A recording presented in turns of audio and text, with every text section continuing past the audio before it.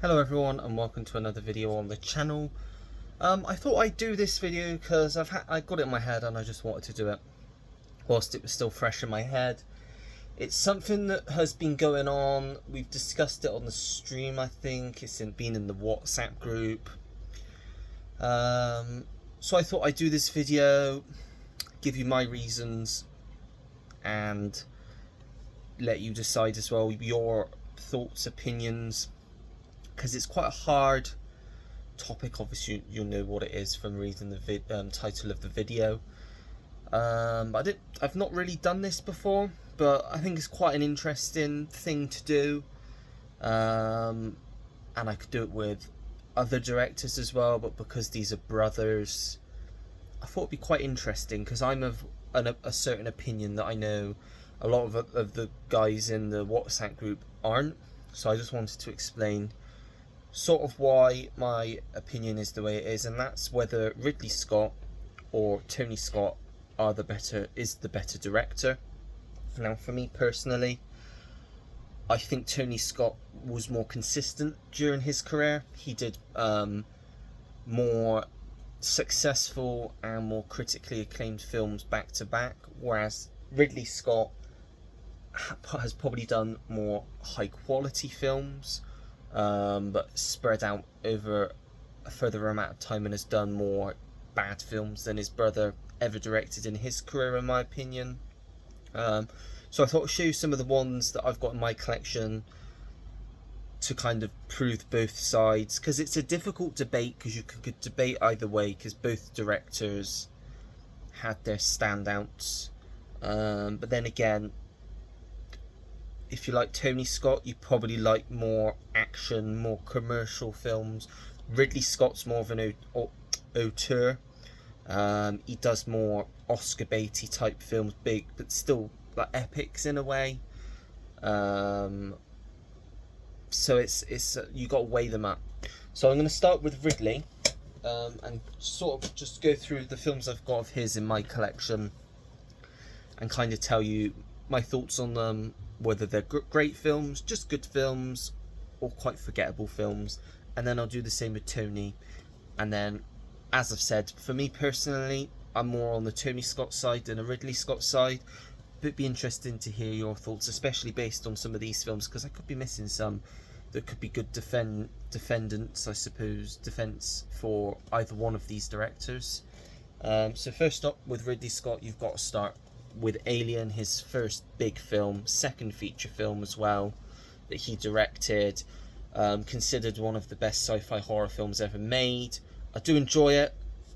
I'm more of an Aliens guy myself. I do prefer Aliens over Alien. Roy's probably shouting blasphemy at the screen right now, because I know he loves Alien.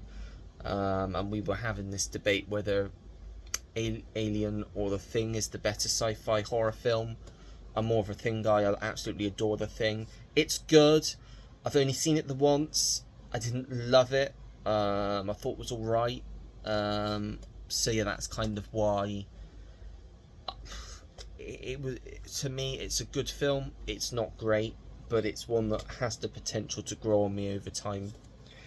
And then he followed that up by a film that I'm in a similar mindset to, which is obviously Blade Runner. I've only seen this the once. When I watched it, it was good, not great. Was a bit bored by it, if I'm being honest with you. Didn't love it when I first watched it. I then watched the sequel, which I do adore, 2049. I adored that film. Just never had a desire to go back to this one since first watching it. But again, I will be watching it again, and I am hoping that it is one that does grow on me over time. And then this is the thing.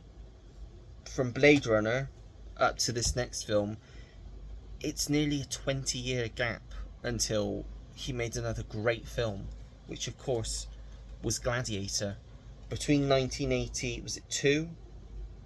Wait, 1982 this came out? I'm just trying to look, but I can't see a date.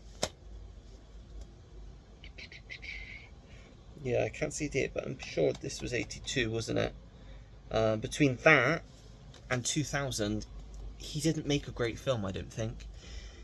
This is one of the strongest in his career for me. I do love Gladiator. I think it's an excellent film. Russell Crowe's brilliant. It deserves all the praise it gets because I think it's one of Ridley Scott's best films. So yeah, that's another positive. That's the first really great film I think I've seen in Ridley Scott's filmography. He then took over the reins for the Hannibal series and did Hannibal in 2001, the year after Gladiator came out. There are moments in this film that I think are really good. There are other moments that I don't think quite work, don't capture the brilliance of the original film. But it's still a solid film. It's still, I'd put it on the same level as like my feelings for Alien and Blade Runner. It's a good film. Only seen it the once. There's a running theme with the Ridley Scott films for me. I don't feel they have much rewatchability factor on them. Most of these that I'm going to go through, might even be all of them, I've only seen once and I've never had the desire to go back to, just because of the types of films they are. They're not massive blockbuster or films that are particularly easy to just chuck on. This isn't a particularly easy watch. Gladiator, on the other hand, it's a great film, but it's very long. Blade Runner, not very. Unless you're a pure sci-fi nerd, hard to get into. Alien, horror, same thing. And then he went on Kingdom of Heaven, which is a very divisive film.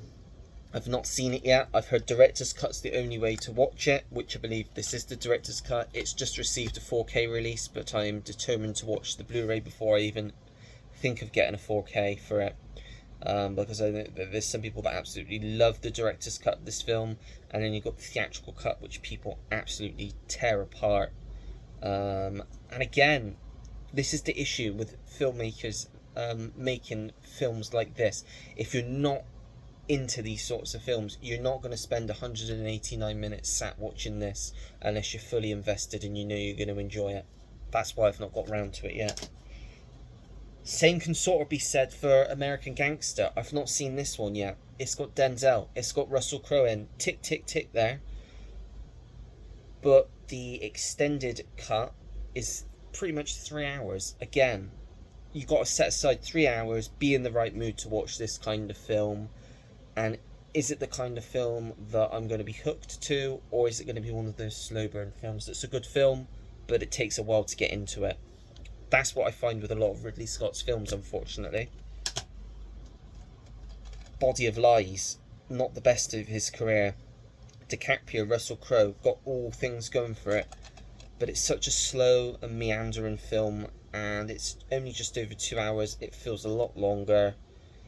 All about drones, and it's just, the story's just not quite there for me, and it's quite a weak film in my opinion. Robin Hood, the weakest Robin Hood film, I think. They call this Robin Hood in Jeans. It's got moments, again, this is one of his films that I have seen more than once, but it's so slow and it takes such a long time to get going. And again, 2 hours 38 minutes, such a long thing for a Robin Hood film. I'd much rather watch Prince of Thieves. I even don't mind the 2018 Taron Egerton one. That has quite a lot of fun action scenes in it. But this, it's just like he's trying to redo the Gladiator thing again. That's what it felt like for me. Get Russell Crowe in the similar sort of thing, playing an iconic character, see what happens. It didn't do much for me, unfortunately. Prometheus, trying to do a prequel to Alien. I like this more than Alien, probably a hot take. I think it does more than Alien did. I think it builds up more tension. There's a lot more tension in this for me than in Alien. I love that this is playing more on sci-fi than horror. You don't really see an alien at all in this film, and I love the way that it goes for that.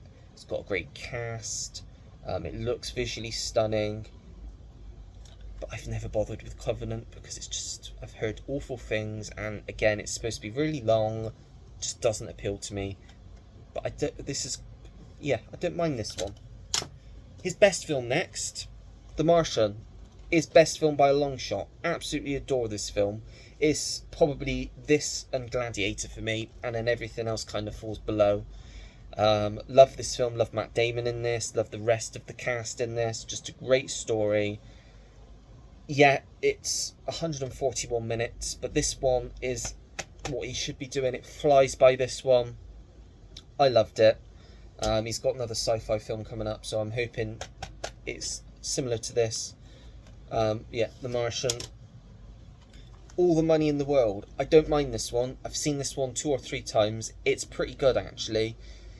It's still not one of those ones that you'd think, oh, I'm going to put this on. Once you've seen it, that's kind of it. It's kind of one of those films. I think the reason I've seen it a few times, I've probably rewatched it with my mum. I've probably rewatched it with my grandparents because they've not seen it. But I've never gone back and thought, you know what, I'm going to chuck this on tonight. Because it's just not one of those types of films for me. Although it has great performances in it, the story is interesting, it's not a very rewatchable film in my opinion. Then The Last Duel. He didn't do a film between All the Money in the World and this. And then he did 2 in the same year. And neither of them were brilliant. This one, I don't mind. It's okay.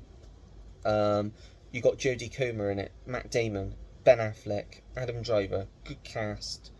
It's got elements to it, but again, it's 152 minutes, and it's slow, it's building up, it's very meandering. Basically, insert Ridley Scott stuff here, cut and paste sort of thing. Same sort of thing that he always does, in my opinion. Same can be said for House of Gucci, biopic, drama thriller. Insert slow stuff here, story meandering. You got a Ridley Scott film. Again, 2 hours 37 minutes. This film has no right to be this long. It's got a good cast, but it's got some awful performances in. From Jared Leto's awful in this film. Lady Gaga, crap in this film. Even Adam Driver's crap in this film. Jeremy Irons, awful in this film. His accent's all over the place. Al Pacino's probably the best part of this film, in my opinion. And it's one, again, I've not gone back to since the cinema. Just had no desire to watch it, honestly. And then his newest film, Gladiator 2.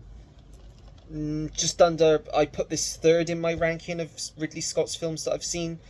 Probably just under the first film, to be honest. But still, it's got quite a big gap in quality, I would say. There's fun moments in this film. Paul Mescal's great. It's got a great supporting cast. Great villains in this. Looks really good. Too long. Again, he's making his films way too long. 148 minutes. This could have been a 2-hour film and it would have been fine. This is the thing I struggle with Ridley Scott films. They are just too long. They've got unnecessary things in them that could have been easily cut. I don't think he likes cutting things in his film. Look at Napoleon. They released a 4-hour cut of that on Apple. Has anybody seen it? No. The original cut of the film that came out was crap. I have no desire, if that ever got a physical release, I'd have no desire to pick it up because it was so boring. That's Ridley Scott for me. Sum him all up, he's had 2 great films. The rest have been average or dull. I'm probably going to get a lot of comments slating Ridley Scott, but he's such an overrated director for me. He'd be up there with the likes of Francis Ford Coppola for me. Yes, he's had some good big hitters, Gladiator for me, and The Martian. But a lot of his films are just so fucking pretentious. Sorry for the language, but they just are. And we're just going to get onto his brother now, and I'm going to tell you why I like his brother more.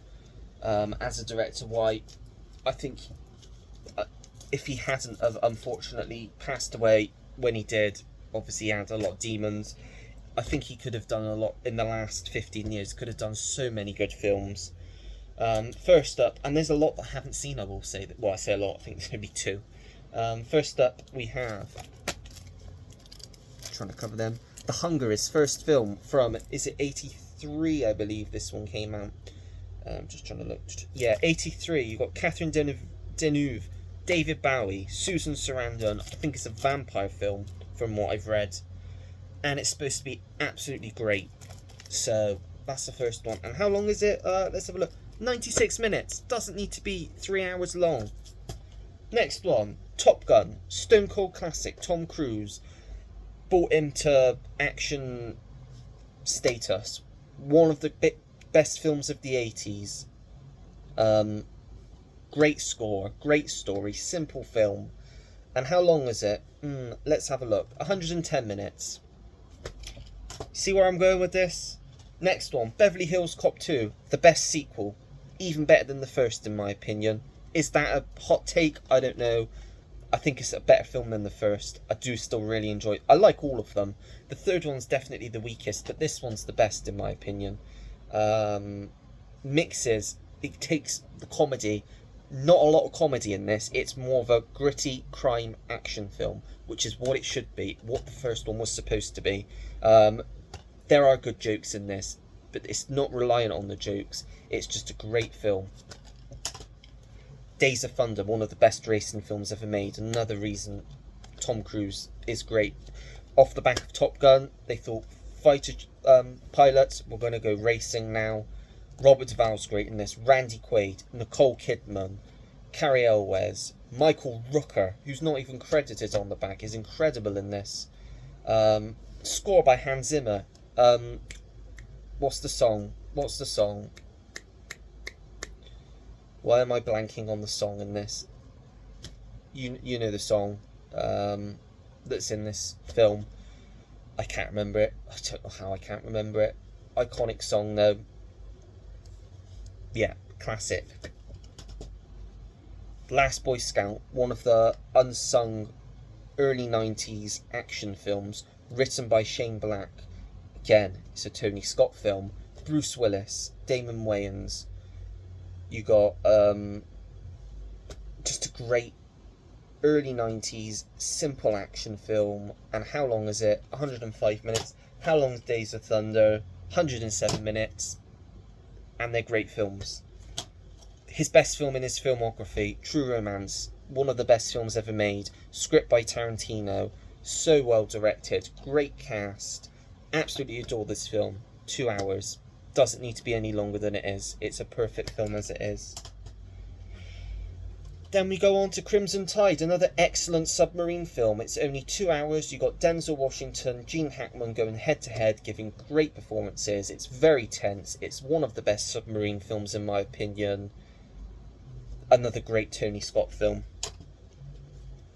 The Fan, fun, about, is it 90 minute, 2 hour, again 2 hour, but it doesn't feel like 2 hour. 90s action thriller film. Wesley Snipes, Robert De Niro, Benicio del Toro, John Leguizamo, Ellen Barkin. Great cast. Score by Hans Zimmer. Really fun film. The Fan. Enemy of the State. Another brilliant film. A little bit longer, just over the 2 hour mark, 132 minutes. But it's the type of film that warrants that, in my opinion. It's got a lot of story to tell. It does it really well. It's not slow. It doesn't drag. Again, Gene Hackman gives a great performance in this. You've got, obviously, Will Smith as your lead, John Voight, Jake Busey, I said Busey, didn't I? Yeah. Gabriel Byrne, great cast. And who did the score for this one? Trevor Rabin and Harry Gregson Williams. Another Jerry Bruckheimer film, another classic. Another one of his best, Man on Fire. Absolutely love this film. Probably my favourite Denzel film. Great film. Really emotional. Some great action in it. Great chemistry between Washington and Dakota Fanning. Their relationship, friendship in this film is brilliant. And yeah, just absolutely love this film. Just think it's a brilliant thriller. Action thriller. Then Domino. Not seen this yet, but it's got a great cast. It looks like a great watch. And how long is it? Just over 2 hours. And how long was Man on Fire? Probably as long as 2 hours 20, but again, it doesn't drag.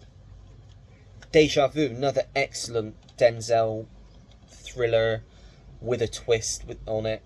Love this film. I've seen this film countless times. Never gets old. Enjoy it every time I watch it. It's 2 hours of non-stop fun. Keeps you guessing all the way through. Really enjoy this. Taking a Pelham 123. Some consider this better than the original. I've not seen the original, but I love this film. John Travolta, Denzel again. New York City subway hijacked by a terrorist. John Travolta playing a villain in this. He's great. Denzel Washington trying to be the hero. You've got James Gandolfini, I think he plays the mayor in this. John Turturro, Luis Guzman. Just another brilliant film. And then he goes out on with a bang. Unstoppable. Great runaway train film. Again, Denzel. Chris Pine, who I'm not a big fan of, but he's really good in this film. Rosario Dawson. Just a really great, how long is it? 90-minute, easy watch. Highly recommended. That is why, in my opinion, he's a better director than his brother. His films are much more accessible. Feel free to voice your thoughts on here. No opinion is wrong. You're all entitled to your opinion. Nothing what anyone says in my comments is wrong, because it's your beliefs, your opinion, and I respect every single person's opinion. For me, I don't know, I'm going to get people that disagree, I'm going to get people that agree, but all of those Tony Scott, and there's probably more that I've not even got yet, that are great films. All of the Ridley Scott films I've shown off, I've watched maybe once, and I've never had the desire to go back to, because they're slow, long, not that accessible. All of Tony Scott's films are easy to watch, not too long. Anyone can put them on and have a lot of fun with them. You've got to be in the right mood to put a Ridley Scott film on, in my opinion. Some of them are hard watches, some of them are just not very great. That's it, that's my thoughts. But this is going to be interesting now, because I want to hear all of your thoughts in the comment section below. Let me know your thoughts on which director is better. As I said, I'm of the Tony Scott camp. I think he's done easier to watch films. Critically, maybe they're not as good as Ridley Scott's films, but they're more fun, they're more easy to watch. I would watch them more than I would watch a Ridley Scott film. That's just my opinion. You may like watching slow burn films, they may be more your sort of thing. You might not like these dumb action films. I do. Yeah, let me know your thoughts in the comment section below. The next one that I'm going to do, which I might record next weekend possibly, if I'm not too busy. It's going to be hard for me as well, because I'm going to get two of the best directors ever head to head, and then I'm going to have to try and make a decision based on their filmography. And the directors in question are going to be Mr. Steven Spielberg and Mr. Martin Scorsese. Of all of the films that I've seen from them, I haven't seen a bad film from either one of them, so it's going to be a really difficult decision on who's better. It could go on quite long, because I'm going to be umming and ahhing, but I think that's going to be a great one in the comments as well, because it's going to be hard to pick that. I'm going to try and get this one out to you, I don't know, Friday, I think, because I've already done my deliveries video, so that'll be going up tomorrow. Watch Poll will be going up Wednesday night, so yeah, I'm thinking, I have already got a few that I've recorded last month, but I want to get this one out, so I'll put this one out for Friday and see the reactions for them. But yeah, that's it for this video. If you like it, make sure to give it a thumbs up, subscribe if you want to see more videos like this, turn your notification bell on so you know when I have a new video uploaded to the channel, comment down below anything and everything. Always take the time to get back to anyone that leaves me a comment, because I really do appreciate it. And that's it. So until next time everyone, take care, goodbye.